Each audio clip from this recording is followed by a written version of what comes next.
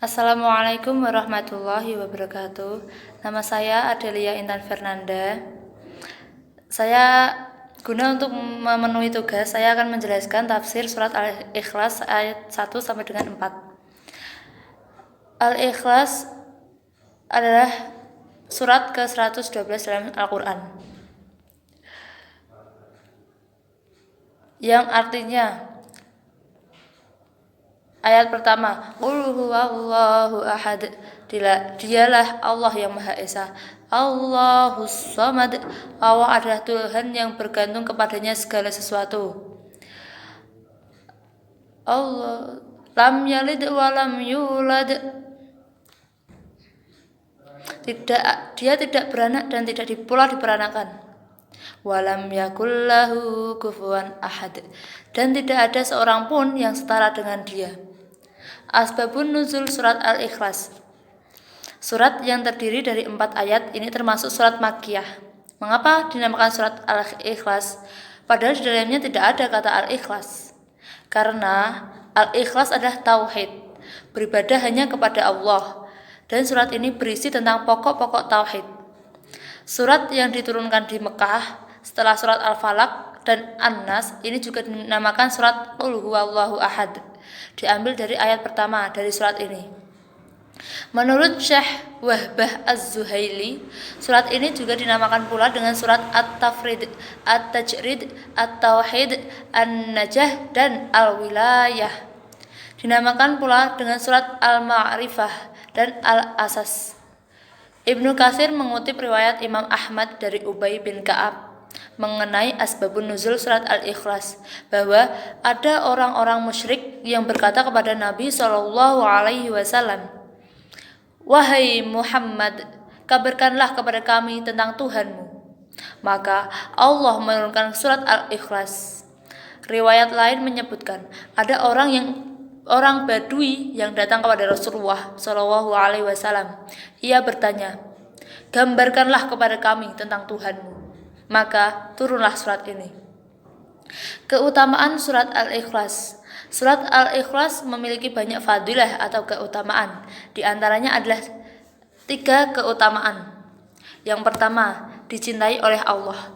Rasulullah pernah mengangkat seseorang laki-laki menjadi pemimpin pasukan khusus untuk menyelesaikan suatu tugas. Ketika menjadi imam sholat bagi pasukannya, laki-laki itu selalu membaca surat Al-Ikhlas. Setelah pasukan pulang, mereka menceritakan kepada Rasulullah SAW. Mendapati laporan itu, Rasulullah menyuruh mereka untuk menanyakan kepada laki-laki tersebut, apa alasannya selalu membaca surat ini dalam sholatnya. Jawabannya adalah karena di dalamnya ada sifat Tuhan yang Maha Pemurah dan aku suka membacanya dalam sholatku. Setelah jawaban itu disampaikan kepada Rasulullah, beliau pun bersabda, "Akhbiruhu annallaha yuhibbuh." Sampaikanlah kepadanya bahwa Allah menyukainya. Hadis riwayat Bukhari. Yang kedua adalah wasilah masuk surga. Dalam hadis lain yang juga diriwayatkan Imam Bukhari, pernah ada seorang laki-laki menjadi imam Masjid Quba. Setiap kali telah membaca surat lain dari Al-Quran, ia menutupnya dengan surat Al-Ikhlas. Sahabat yang lain pun mengingatkannya, "Engkau telah membaca surat ini, tetapi kelihatannya engkau merasa tidak cukup dengannya. Lalu engkau membaca surat Al-Ikhlas." Jawabnya adalah, "Aku tidak akan meninggalkan surat ini. Jika engkau mau menjadikanku imam kalian, maka aku akan tetap melakukannya. Dan jika kalian tidak suka, maka aku tidak mau menjadi imam kalian." Hal itu kemudian diceritakan kepada Rasulullah saat beliau mengunjungi Masjid Quba. "Hai fulan, apa yang mencegahmu hingga tidak mau melakukan apa yang diminta oleh teman-temanmu? Mengapa engkau selalu membaca surat Al-Ikhlas dalam sholatmu?" tanya Rasulullah SAW. Jawab laki-laki tersebut, "Aku menyukainya." Mendengar jawaban itu, Rasulullah lantas bersabda, "Hubbuka iyyaha udkholakal jannah." Kecintaanmu kepada surat ini dapat memasukkanmu ke dalam surga. Hadis riwayat Bukhari. Dalam riwayat Tirmizi, ada seorang laki-laki yang berkata kepada Rasulullah bahwa dirinya menyukai surat ini. Maka Rasulullah pun bersabda, "Inna hubbaka iyyaha yudkhilukal jannah." Sesungguhnya kecintaanmu kepada surat ini dapat memasukkanmu ke dalam syurga. Hadis riwayat Tirmizi. Kefadilahan ketiga yaitu sepertiga Al-Quran. Jadi Al-Ikhlas ini merupakan sepertiga dari Al-Quran. Dalam Sahih Bukhari dikisahkan seorang laki-laki yang membaca surat Al-Ikhlas berulang-ulang dalam sholat sunnah.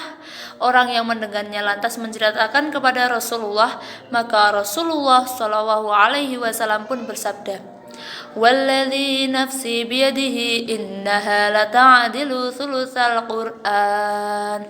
Demi Tuhan yang jiwaku berada di dalam genggaman tangannya, sesungguhnya ia benar-benar sebanding dengan sepertiga Al-Quran. Hadis riwayat Tirmizi.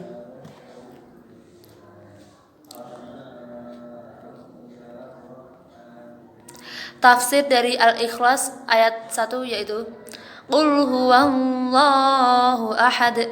Katakanlah, dialah Allah yang Maha Esa.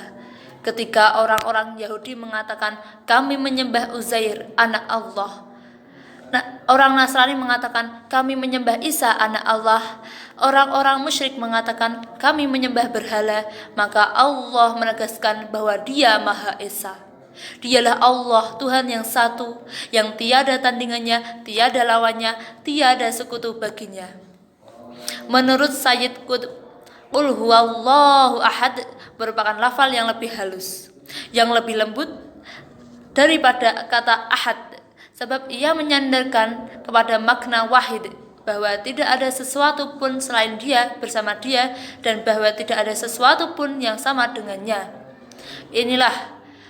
Ini adalah ahadiyatul wujud, keesahan wujud, karena tidak ada hakikat kecuali hakikatnya, dan tidak ada wujud yang hakiki kecuali wujudnya. Segala mawujud yang lain hanyalah berkembang atau muncul dari wujud yang hakiki itu dan berkembang dari wujud zatiyah itu. Tulis Sayyid Qutb dalam tafsir Fi Zilalil Quran. Surat Al-Ikhlas ayat kedua yaitu Allahus Somad. Allah adalah Tuhan yang bergantung kepadanya segala sesuatu. Menurut Sayyid Qutb, artinya As-Somad secara bahasa adalah Tuhan yang dituju, yang suatu perkara tidak akan terlaksanakan kecuali dengan izinnya. Allah adalah Tuhan yang tidak ada Tuhan sebenarnya selain Dia. Dialah satu-satunya yang dituju untuk memenuhi segala hajat makhluknya. Ayat ketiga adalah Lam yalid walam yulad. Dia tidak diperanak dan tidak pula diperanakkan. Sayyid Qutb menjelaskan, hakikat Allah itu tetap, abadi, azali. Sifatnya adalah sempurna dan mutlak dalam semua keadaan. Kelahiran adalah suatu kemunculan dan pengembangan, wujud tambahan setelah kekurangan atau ketiadaan. Hal demikian mustahil bagi Allah.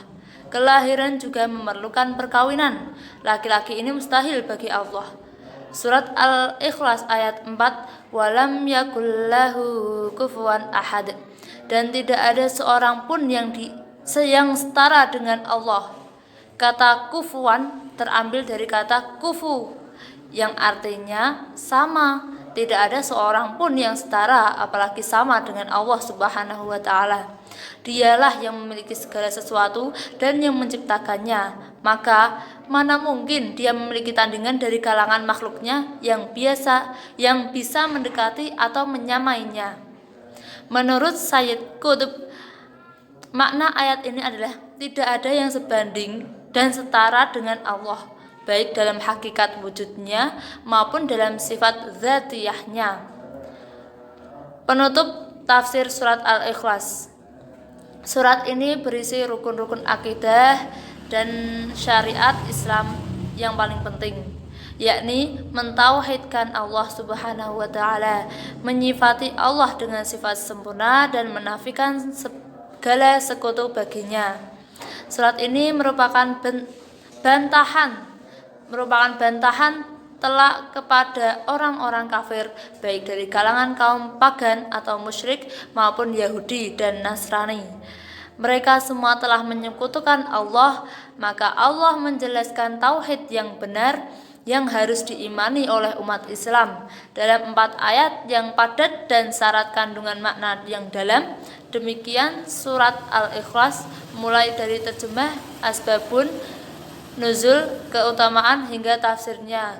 Semoga bermanfaat bagi kita semua, menambah kedekatan kita dengan Allah, dan Allah berkenan menganugerahkan cintanya kepada kita.